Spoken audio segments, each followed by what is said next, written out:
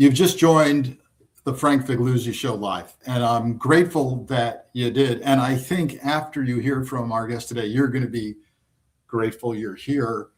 I'm thrilled to have investigative journalist Scott MacFarlane join us. I want to say that we go way back, but it's not that we go way back personally, although he was on my first podcast ever called The Bureau many years ago. But he came across my radar screen not only because I just happened to be assigned to Washington, D.C. throughout my FBI career, and he was assigned to, he worked for an NBC affiliate in D.C. covering, Congress, justice, all of that. But on January 6th, and afterwards, his encyclopedic knowledge of the January 6th prosecutions was absolutely amazing. Scott MacFarlane, if you don't know him, I'm glad to introduce him to you. He is the winner of 20 Emmy Awards and Edward R. Murrow Awards for his regional reporting.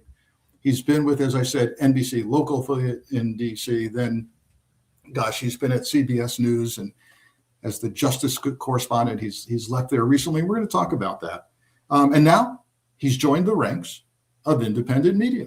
And he is the chief Washington correspondent and anchor for Midas Touch. Let's bring him in. Scott, thanks for joining us. Welcome to my basement wet bar, Frank. This is the one area of the house I have ownership of and I'm allowed to use without the kids' permission. Scott, I can guarantee you're the first guest I've had that has opened by saying, welcome to my basement and wet bar. And it's a little creepy, Scott. It's a little creepy. I'm just saying it's a real estate battle in the house, and I call dibs on this area. So this is what I get. Yeah, you got it. It's kind of the man cave or partial man cave, I guess. What you went there with the basement wet bar. Why don't we just talk briefly about what the transition's been like from major mainstream corporate media to independent journalism? Pretty sure I'm a forerunner or a foreshadowing of what's to come. Legacy media, linear media is in a tough spot right now. It is hard to sustain these operations because ad revenue is declining, the population, the audiences are aging, and people don't want to wait till 8 p.m. for their news. They want to get it when it exists. Yeah. So independent media is such a liberating thing because you can declaratively, immediately open the camera, tell people what happened. And you can say it in your own voice. You don't need all the bells and whistles of graphics and theme music and show opens and big studios. You can just tell people the news. And for those of us who have been reporters for a long time, it's so liberating to be able to just do it this way. Yeah, I concur. I don't have the background you have, but I spent 8 years in corporate media, and I find it very freeing. And not in the sense that you can say things that violate standards and ethics, but rather you can pick and choose what you'd like to cover and how you'd like to cover it. Yeah. I think there are more than enough people, Frank, covering the Every Truth social post of Donald Trump. We don't need more of us doing that. We need enterprise reporters picking up different rocks and looking beneath those. That's kind of what we're doing here in independent media.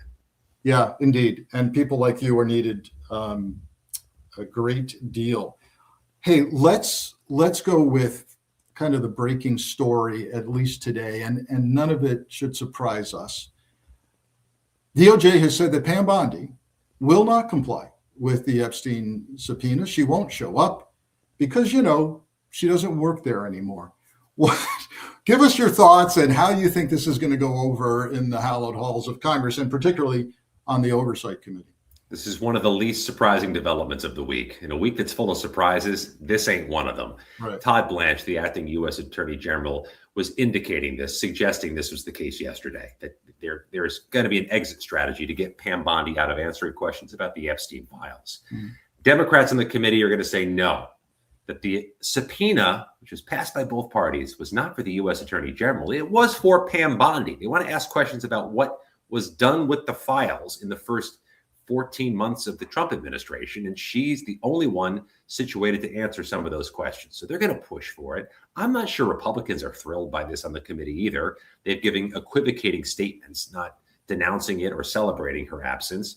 So maybe they tried another crack at her in the weeks or months to come through a different pathway. But it at least delays her testimony.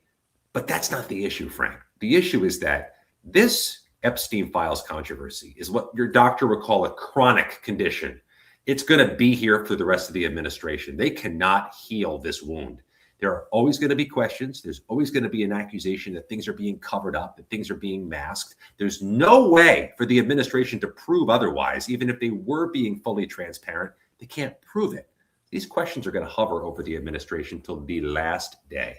Yeah, great point there. It's almost akin to being the shooter on the grassy knoll with the Kennedy assassination. No matter how many hearings, you try to hold, people have their own theories and forever will. Do you think, that this was maybe this is sounding naive, and I am far from naive, but that this was all by design, that Bondi's departure was, hey, holy cow, you've been subpoenaed, we're screwed, you got to go, and you got to claim that you don't have any compulsion to show up. Do you think that was in the plan? If that's the reason, if that's why she was fired, the administration has done nothing to hide it. Todd Blanche was asked yesterday, why was Bondi fired? And he had no real declarative answer. He said he doesn't know. And the administration has done nothing to disabuse people of that theory. Doesn't mean it's so, but they're not doing a great job giving us alternative theories of the game here. So her firing on the eve of a subpoena and a deposition is a very notorious thing. Do you have any insights into this mystery private sector job that was announced that with this is amazing, with her termination, with her departure, Trump says, big private sector job, much needed, brand new. What are they talking about? Any idea? I'll admit I don't have visibility on that, but I do have a thought on the general practice of somebody moving private sector. You move private sector from government service because of a dire emergency in your personal life where you need to work more reasonable hours or, make some money, or you're being moved out. They even gave Kristi Noem, a fig leaf saying she was going to be a special envoy when she was Shield of the Americas. Sure. Which is actually a really cool title, by the way. Notwithstanding that, that's a soft landing. They didn't give Pam Bondi a soft landing. The private sector is not a soft landing. Right, but it could be a ton of money that might keep her quiet, might help keep her quiet. We don't know, but I'm staying tuned as to wherever she lands, because it was obviously predetermined, or they're scrambling. Trump announced it, but they're scrambling to find a place for her somewhere. Not beyond the realm of possibilities. Yeah, my word. So just to be clear, let's tell our folks, here's an unashamed plug of a column that came out today that I wrote for Lincoln Square on Bondi, Blanche, and other possible nominees for the Attorney General position, which, as you know, means a lot to me. I spent 25 years in the Department of Justice. You covered it for a living. This is critical. Who takes the helm? And it's not a fait accompli that Todd Blanche will take the helm. Legally, it's not true that just because Pam Bondi has departed DOJ, that she doesn't have to comply with the subpoena, right? Yes. So we've got that. We've got Blanche in charge, personal attorney to the president. Are you hearing anything inside the Beltway about who's next? Is it really Blanche? Is it Ken Paxton? Is it Lee Zeldin? Any ideas? Oh, I've got a good answer to that question, Frank, and I'm going to give it to you after you give me a little analysis. Why do you think this subpoena is for Bondi, not General? Give me some view as a federal investigator. Why do you think that this subpoena should hold up for her? Well, so first, yeah, it's her personal knowledge of what she did when she was in charge. This can overcome, hopefully, the notion that, that's how it's written. Comer is potentially in on it, right? So now they can carve her out and go, well, we wrote it for her, not for the role, not for DOJ. And we didn't really mean to have anybody at DOJ. We meant to have her. Yeah? Yeah, of course. Yeah, of course. That makes sense to me. And I think that's the argument we're going to hear from Democrats. It's just going to be important whether Republicans who have the majority on that committee join it. Now, about your question as to who's the next attorney general, I don't think that Trump's keen on quickly getting somebody confirmed. His first term, he loved having acting cabinet members. It allowed him to employ more leverage over his staff and his cabinet members when they were in an acting role. And certainly, though this Department of Justice has been in the pocket of the president in so many ways, championing him, trying to prosecute his enemies, it's not a guarantee it stays that way. So having an acting attorney general could give the president leverage to continue having the Department of Justice serve his interests versus the American people's interests first. The independent Department of Justice that was here for so many generations appears to have disappeared over the last 15 months. An acting U.S. Attorney General can keep it that way, but there's a bigger complication, a much bigger complication. It went underreported, but Senator Thom Tillis of Carolina, retiring Senator Thom Tillis, said he will not vote on the Senate Judiciary Committee to confirm or favorably report any Attorney General nominee who denies January 6th. Important for two big reasons, Frank. First of all, because Thom Tillis is the swing vote on the Senate Judiciary Committee. If he votes no, and Democrats do too, that person's not getting the approval of the Senate Judiciary Committee. And secondly, who in Trump's orbit, who among any contenders for this job is anything but a January 6th denier? You don't exist in Trump world and tell the truth about January 6th. You don't exist in Trump's orbit and honestly broker information and say this was an insurrection that nearly toppled American democracy. So I'm not sure who gets past the goalkeeper here with the Senate Judiciary Committee. Yeah, good point. This may hinge on how you define January 6th denier. I mean, if Blanche is going to sit there and claim that it was all grandmas taking tourist photos, then that's not going to cut it. But he's going to try to split the difference, I suppose, somehow. Look, he said some really disturbing things in the last couple of weeks, even since Bondi's departure. Never mind his own confirmation hearing where he said he still considers himself to have a client-attorney relationship with the president. Unbelievable.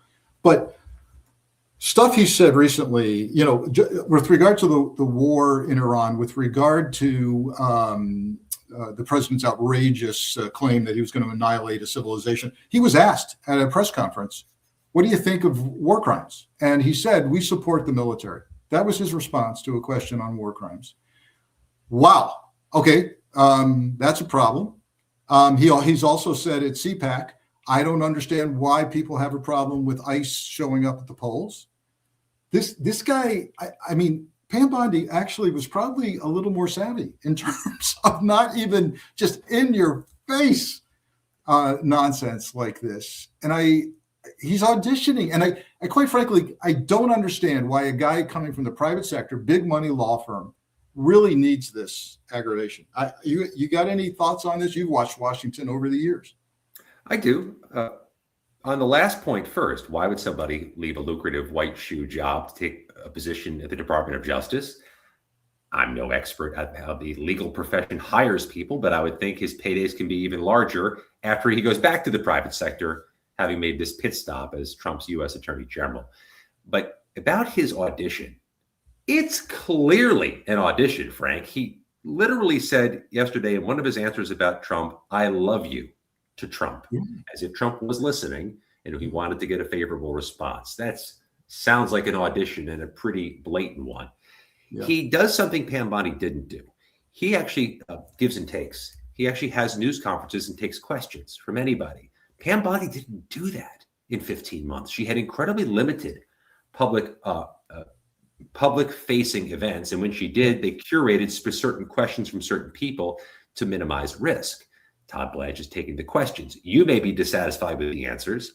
Others may be dissatisfied with the answers, but perhaps Trump loves the answers, especially when Blanche said that among the accomplishments of Trump, a primary accomplishment was the pardoning and release of Capitol rioters. I mean, that is a slap in the face to victims. And when we talk about victims of January 6th, Frank, it is more than just the police who were beaten and the staffers hiding behind doors beneath tables, barricading themselves in. It's an awful lot of people across America I count as victims of January 6th, because it is a trauma to watch your democracy nearly collapse on live television. Yeah, indeed. And he also, since we're on the Blanche theme here, I think the very same press conference, he was asked about weaponizing the DOJ, going after Trump's enemies, which is perceived as partially why maybe Bondi was let go. She wasn't successful enough in doing bad things. And he came right at it. He was like, he doubled down. Yeah, the president's supposed to go after these people. That's the job. Astounding, coming out of the mouth of the acting attorney general of the United States. Yeah. I talked to former federal prosecutors about this and a couple of former members of the Bureau, Frank, and their concern is one that I hadn't thought about till I talked to them.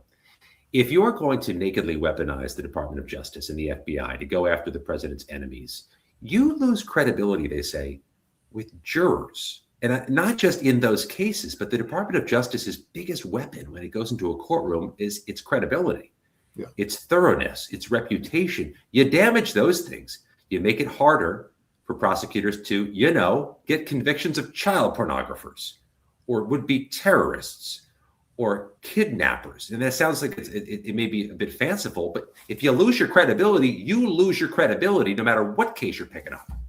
Well, you've seen this in droves in the District of Columbia with Gene Pirro trying to prosecute unsuccessfully, not getting indictments from grand jurors.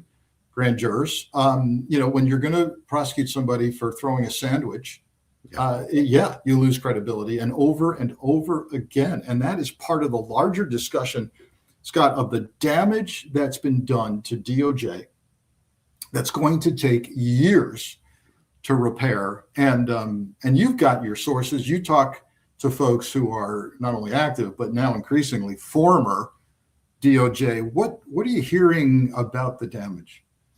Well, first, let's start with the current day members of the Bureau, the ones you talk to frequently, the ones I try to talk to, but who no longer use Signal because they're concerned the Bureau is monitoring their Signal communications. So they've cut off that platform of communication. There's that much fear in some corners of the Bureau, in some field offices, in some resident agency offices, certainly at the FBI headquarters. That's a starting point. Yeah, I know. I just to tack onto that, folks, imagine coming to work every day convinced that your boss has absolutely penetrated all of your comms, all of your communications, your conversations, whether it's with your spouse about picking up a quart of milk on the way home, or whether it's about lunchroom discussions. And people, and this is being reported publicly, people are being polygraphed about whether or not they've said disparaging things about the boss. Unbelievable environment to work in. I interviewed one FBI agent about a year ago this month, Frank. He was one of the agents who was on that list of thousands of agents created for the Trump administration, thousands of agents who had any fingerprints on the January 6th cases. He was worried about retribution, being fired, being blackballed, just for being on that list, for following orders along with thousands of his colleagues to investigate January 6th defendants.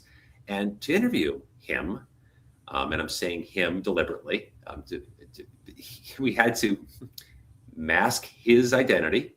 We had to fully silhouette his face, not use his name, alter his voice, and fly to a third-party city where he didn't live and work, where I didn't live and work, because he was so concerned about retribution for doing an interview with me about his fear of being on the list. That is likely an indicator of the broader set of FBI employees. That's what I'm dealing with now, and that's a culture of fear. Yeah, and it makes your job extremely hard, which was the desired effect of scaring the hell out of people. But I always say, if you're a leader that fears people's opinions of you, maybe you're not so great a leader. But I digress.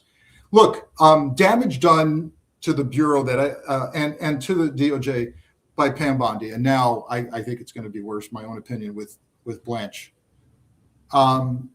She got rid of, let's just randomly go through it, National Crypto Criminal Center that tracks crypto crimes. Gee, could that be perhaps because Trump and his organizations and families are making money hand over fist in crypto? How about destroying the Foreign Influence Task Force led by the FBI that keeps foreign hands out of our elections and from influencing elected officials? How about shifting entirely the domestic terrorism resources, what's left of them, over to so-called left-wing terrorism and this nebulous thing called Antifa, and even Scott getting convictions a couple of weeks ago in a Fort Worth federal courtroom on using material support to terrorism charges against protesters on the left. What else am I missing that she's done away with? Well, there was a promise at the outset of the administration by Pam Bondi to secure maximum sentences, if not terror enhancements, for people who set fire to Teslas. Remember that initiative where Elon Musk was still part of the administration, still part of Trump's inner circle, and she promised unmitigated prosecutions against people who burn Teslas. Those have not manifested themselves as terrorism cases with maximum sentences. Some of these promises go unkept. There were the efforts to crack down on crime in Washington, D.C., surging federal resources, putting National Guard here. Those agents, those national groups remain in Washington. But there's been no indication of a transcendently different complexion of cases being brought in Washington, D.C. than we saw before the administration took over. In fact, we've seen some swings and some misses by this administration because grand jurors in D.C. aren't having some of these cases. They don't seem righteous to people. And that's a contagion, isn't it? When grand jurors are catching the joke, when they recognize, hey, this doesn't seem right, that's a pretty far and wide spread of a contagion.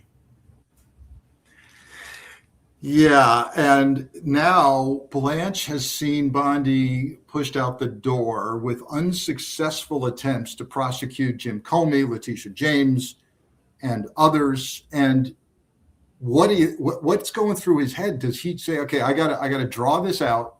I'm going to try. I'm going to try to prosecute these folks and these enemies. It's probably not going to go anywhere, but at least I can show Trump I tried." Is it? What do you think? I'm not sure how the calculation shifts. It wasn't for not trying. Pam Bondi gave it the college try to prosecute a lot of critics of President Trump, some of them for absolutely, clearly dubious reasons. Yeah, for sure. But you can't just get everything you want, even if you have the unlimited resources and might of the U.S. Department of Justice. Judges stand in the way, trial juries stand in the way, grand jurors stand in the way, and public servants in the U.S. attorney's offices and the FBI field offices will stand down, quit their jobs, figure out another way to pay the rent and mortgage rather than move forward with some of these cases. And we saw that, didn't we, in Virginia, where prosecutors said, no, I'm good. I'm not doing this. I'm not moving forward with these types of cases. So she tried. I'm not sure what Todd Blanche could do differently with dubious cases to make them any more successful than she did. Yeah, I also fear for the cases that should be happening against ICE agents, Border Patrol agents for excessive use of force. I don't see Blanche going after these folks unless it's politically prudent to do so. And the evidence is so embarrassing that they're left no choice. But look, Trump is going to be personally approving some of these prosecutions if they even happen, and they need to happen. They need to happen. Well, I've seen this turnover, Frank, especially at the Bureau. Yeah. Agents leaving in droves, either retirement, fork in the road, quitting, or being fired. How hard is it to backfill FBI vacancies? I assume you can't just go out to a recruiting fair and find a bunch more agents. It is. So the answer is, if you adhere to the normal competitive nature of the job, where it takes a year or more to do the background investigation, and you're looking at agents who typically have advanced degrees, extensive professional experience, global study abroad, it takes a year or more to get them through. If you want to lower your standards, which reportedly is happening, including, hey, you got prior law enforcement, we'll rush you through an abbreviated version of the academy at Quantico. Hey, we might even, if you got prior law enforcement, we might even forego the college degree requirement. Well, then it doesn't take so long. But then you're skipping little things like constitutional law or use of lethal force or how about, prior directors used to send entire classes at Quantico to 2 field trips. One was to the Holocaust Museum to study what happens when a law enforcement structure goes haywire in a society. And the other was to the Martin Luther King Memorial Yep. to understand the abuses that the FBI was involved in the civil rights movement. You think that's happening? I don't have any reporting on that. They are not doing anything openly and publicly at those spaces. Doesn't mean they aren't still doing it. But yeah, if you truncate the recruitment process, what are you missing? You're missing lots of things of value that make the FBI agents different and that unique level that we became accustomed to over all these years. For sure. Hey, I can't have you on and not talk about you went there earlier about the state of independent journalism today and where it's at. Tell us what you feel comfortable telling us about your decision, and I'm sure it was a significant one, to move on from corporate media, CBS News, and what that decision was like for you. The first thing you have to do when you make that kind of move is convince your wife that it's not stupid. And, my wife knows me quite well. She knows sometimes I'll just do something stupid around the house. So she wanted to make sure it was a judicious and wise idea. And I assured her that the audiences are flocking to independent media in droves because it's the place to be. Audiences do not want all the theater, pomp, and ceremony that broadcast radio, television continue to produce. They don't need theme music. They don't need showy, glitzy opens. They don't need somebody to come in and do your makeup and hair for you. They just want you to open the camera and talk to them. Tell them what happened. Help them understand this incredibly stressful moment at this incredibly tenuous time. Just tell me what happened. Tell me what it means to me. Be efficient with my time and be honest and clear. And one of the things you do really well, other strong practitioners do, is as soon as that camera opens, you start telling people what's going on. You don't waste time. There's no empty calories. It's declarative. It's conversational. It's you speaking like you. When I'm listening to you, Frank, I'm hearing your voice out here off the air. Right. That's independent media. And the audiences are here because that's what they want. They don't want things that are literally and proverbially covered in makeup. Well, and I can see, I'm not going to name the network, but there's a certain major news network now who's trying to pretend to be a podcast. And I think you probably know what I'm talking about. So they've loosened their ties. They've taken the suit coat off. And they've put a let me do it now. Oh, they put a microphone in front of them. Yeah. And we're like a podcast, see? And I don't think it really is preposterous. That's not the thing. The thing is the overall tone and approach. Yeah. You just tell people straight what happened, right, what it means, and why it's important to them at this moment. You do it as conversationally and as humanly as you can, the same way you do it over the bar if I were serving drinks. And I don't understand the myopia in legacy media right now, where they still think they got to talk like an authoritative broadcaster, as if they're commanding the masses to come before them to hear the day's orations. We're not living in that kind of time. And respectfully, it's too stressful a time for any of that argument. But I think there's a downside here, and we've got to be careful. And I want your thoughts on this, because you are the genuine deal. From what you majored in at Syracuse, comms, journalism, you've done it. But what should we be careful? There's a lot of people listening to us right now. So great things about independent journalism, but the beauty of having corporate, and I did enjoy this, was they got this huge legal and standards department, which frequently drove all of us nuts, but they protected us. And what is a journalist today? What should we be careful about with independent journalists? Thoughts on that? Yeah, you may not realize that if you're watching network television or cable television, and you're seeing news reported, it's almost certain lawyers and editorial standards people looked at it first to make sure there were no bear traps or legal liabilities and that it was fair. Yeah. Standards people would always come back to you with your script all marked up because they wanted you to be as fair and as openly fair as possible. It's great for everybody. It's a best practice. Independent media often doesn't have that infrastructure. So what you want to watch out for is opinion masquerading thinly as news. And that's a problem. And there are going to be some purveyors doing that if there aren't some already. News is news. News can be, you want news that shows its receipts. Now, I try whenever I do my reporting on all these platforms to show the documents that underscore my reporting, to give you process descriptions. Here's how I found this out, or here's how we learned this. Yeah. Show your work. That's what legal and standards always wanted you to do.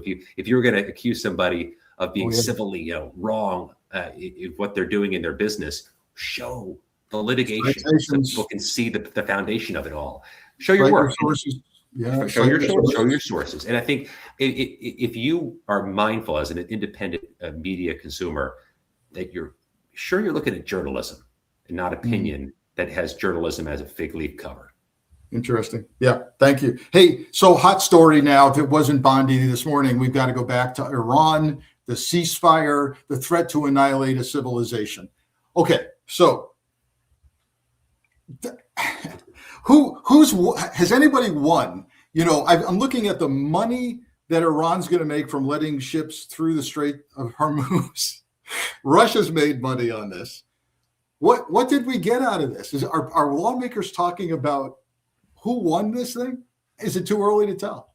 If we're being intellectually honest here in Washington, here's how we'll characterize the reaction to the ceasefire. Pretty muted response from Republicans in Congress, none of whom, for as far as I could tell, endorsed Trump's threats to blow up a civilization. I didn't see anybody endorsing that from the Republicans here in Washington. And Democrats have been pretty universal in their strident denunciation of Trump's execution of this war and this deal he seems to have composed. Now, I'm not here to say who's wrong or right, but that sure does speak to the politics of the moment, doesn't it, Frank?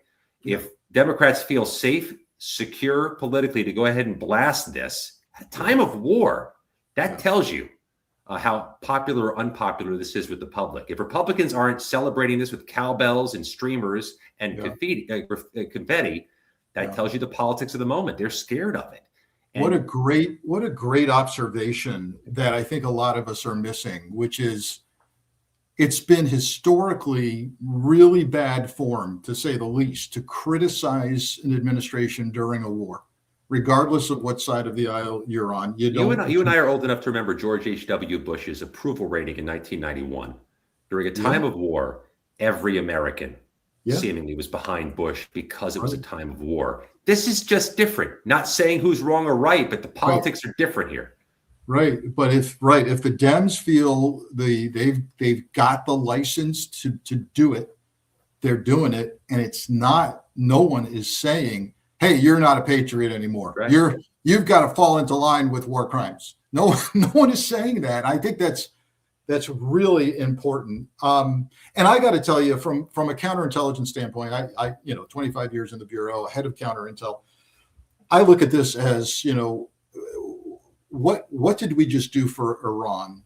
And I got to tell you, the actions we've done, the threat to annihilate their civilization will absolutely result in recruitment of more terrorists, more bomb throwers will come from this. We've lost our standing in any future negotiations in any scenario where Trump has to make a threat of some kind. It's not going to be taken seriously. Iran will play this. They're already playing it as if they won. And they may have in terms of how the world works.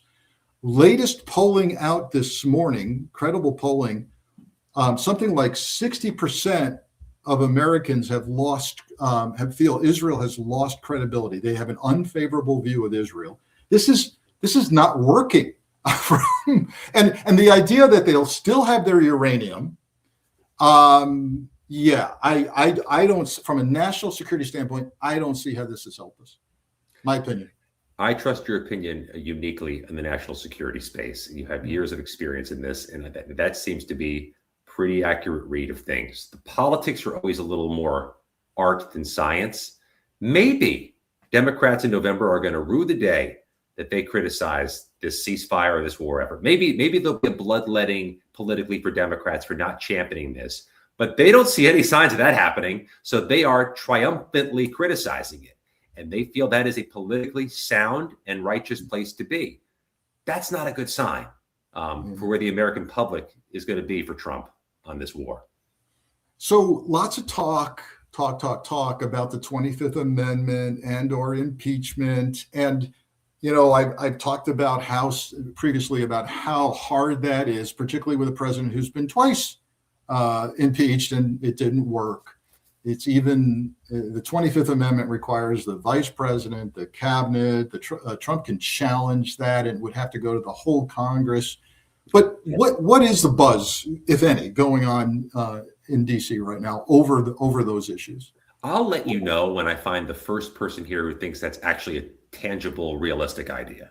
Yeah. Nobody thinks that's going to happen, but Democrats feel empowered and emboldened to say it, to put that in the information ecosphere, because they think it should resonate with people, that they're not certain the president is mentally well. Right. They'd like that argument to resonate as best as they can, and putting it in the uniform of a 25th Amendment invocation helps cut through the clutter and helps people hear it. They don't think it's realistic, but about impeachments, I tell you, it's a sore subject for a lot of January 6th victims. I still talk to the police officers injured and talk to their families a lot. They still wonder. They wonder if that first impeachment of Trump in 2020 over Ukraine didn't water down the pool when it came time to impeach him for January 6th, which seemed to be a slam dunk, no-brainer. Did the first impeachment attempt make it harder to convict on the second impeachment attempt? Because there were 10 Republicans in the House who voted to impeach Trump. Big step. They thought there'd be a hell of a lot more. And those 7, I believe, Republicans who convicted in the Senate wondered why there weren't a hell of a lot more. So impeachment, when done without judiciousness, can be very counterproductive. Yeah, truly. And I'm no political strategist and don't want to be, but I'm with you on the fact that I think a lot of people will just tune out when they hear the word impeachment. With regard to the 25th Amendment, they've heard it before ad nauseum. He's gonna have to literally just absolutely implode on national television in a crazy, it's time for grandpa to be institutionalized way for anybody to feel that has traction. So yeah, it's important that it's being talked about, that people feel comfortable about it, but it's at this point in time, it's very, very unrealistic and even harmful. It's really, but the timing is so critical, Frank. We are in the home stretch to the midterm elections. Early voting is less than 190 days away in some states. We are in this thing. The Democrats feel emboldened to say this stuff aloud. It tells you how good a hand they think they're holding. They're not worried about coming across as soft on war. They're not worried about, maybe swing voters won't like me saying things about 25th Amendment. It ain't 2024 anymore. And you could just tell in the air here. For sure. Hey, one of the many, many big stories that you've covered in your career, and actually in this one was physically present for, was the attempted assassination of Trump in Butler, Pennsylvania. You were there covering it for CBS News. I've got a clip I'd like to play that puts you right there, and then let's talk about it on the other end. Adriana, it was a series of explosive sounds just about 5 minutes into the president's rally, the former president's rally here in Butler County, Pennsylvania. We saw the Secret Service rush the podium when the noises began, move President Trump, former President Trump, off the stage. And when he emerged, he appeared to have some blood somewhere near one of his ears. He raised his fist in defiance and moved with the Secret Service detail to some type of motorcade vehicle. And this rally has since ended. This was about 6:05 on the East Coast. The series of explosive noises shuddered through this crowd.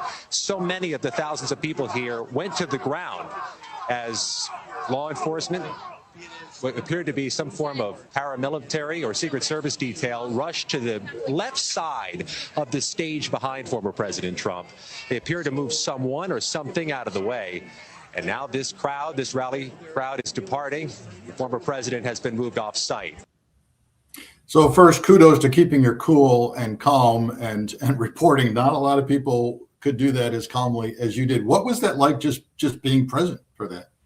That was a horror for everybody involved.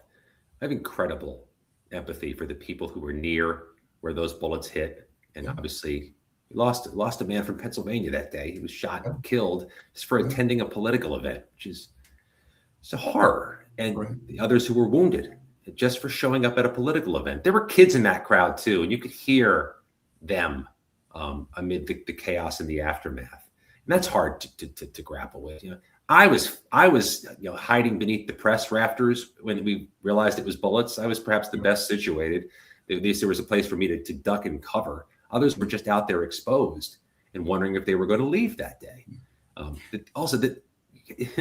It didn't happen in a vacuum.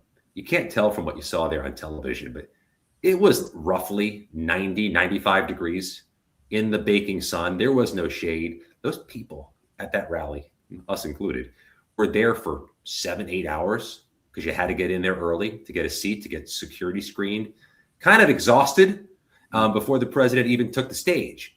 And there they are, ducking and hiding for their lives without knowing what happens next. And one thing you could have told me, if I had a little more experience in the field, bullets don't sound like bullets. And they sound like somebody set off some firecrackers. It's a cliche, but none of us immediately jumped down. We're like, what kind of idiot setting off firecrackers at a rally? Yeah. Then the security realized it was guns. The security with military training said, no, those are gunshots. Get down, get down. And it's really hard to think back to it because you see the victim's eyes, and that's just tough to stomach.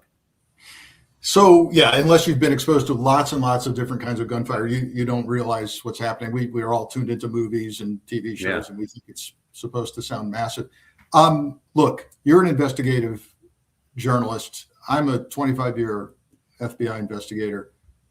Are we done with questions about what happened in Butler, Pennsylvania? Are you satisfied with where we are, and are we ever going to revisit the questions that remain? I understand why people have questions, because the shooter's dead and dead man can't tell you what was going on. So it's going to be always unsatisfactory because you can't get the why or the how. Did this kid get on top of a roof in a Secret Service perimeter where I had to show up 9 hours early and have my bag checked? How that happened and why he did it, we're never going to get a full answer to it. So it's going to be one of those nagging, chronic things. But I have faith in federal investigators. I have faith in the FBI and the Secret Service, who have no reason but to be thorough and judicious with their investigation. And if they say this is what happened, I'm comfortable with it.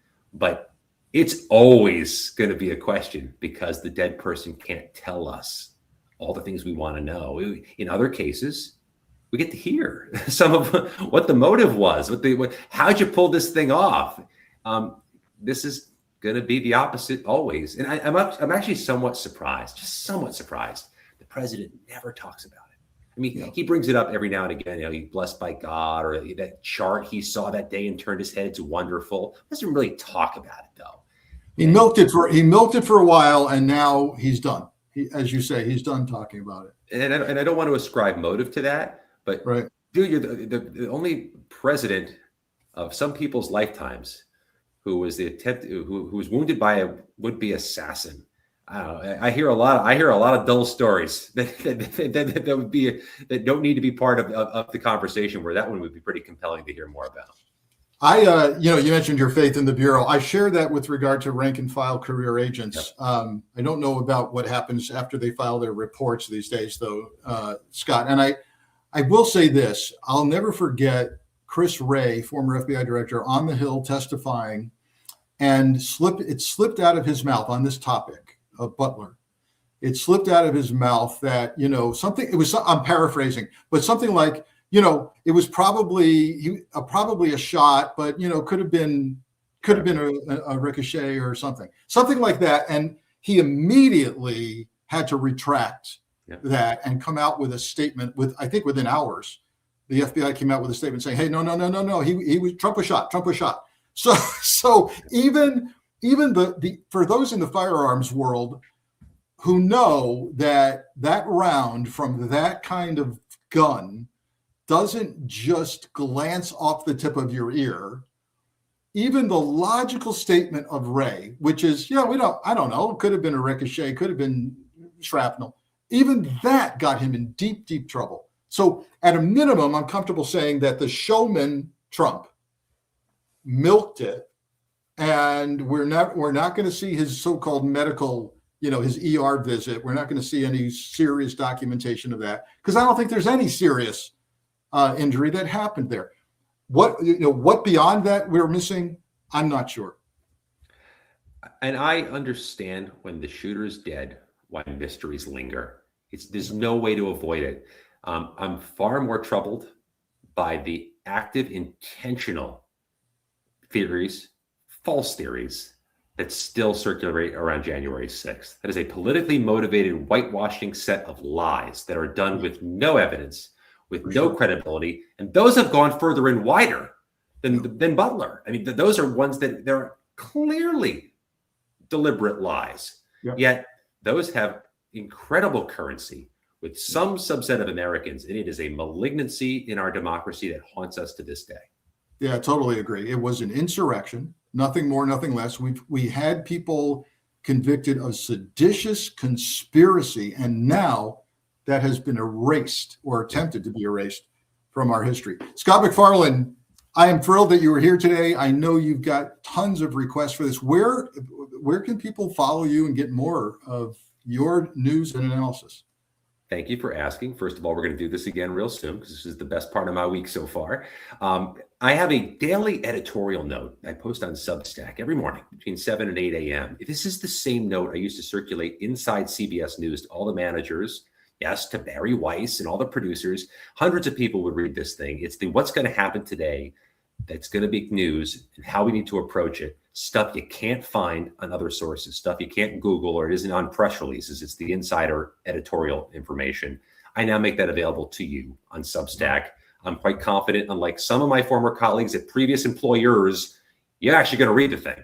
So it's now up on Substack. YouTube, twice a day, my show, Scott MacFarlane Reports, a morning look at the day ahead, and an evening enterprise reporting, stuff you just won't hear on legacy linear media because they're busy chasing every Trump statement and every Trump news conference and the things that the House voted on today. We do enterprise reporting, stuff you won't hear elsewhere. You've made an immediate impact on independent journalism. I'm glad you're a part of it. And let's not let a few years go before our next discussion. Scott, thank you very much. Scott MacFarlane, take care. Be safe. Take care. Hey, that was Scott MacFarlane, and what an enjoyable discussion for me. Just a free flow of analysis and ideas with someone who's covered DC, Congress, the Justice Department for many, many years, and yet another talented asset amongst us with independent media. We'll have more guests like this real soon. Stay tuned. Check out my column that's out today on Bondi and Blanche and the next Attorney General. Thanks for joining me. Take care.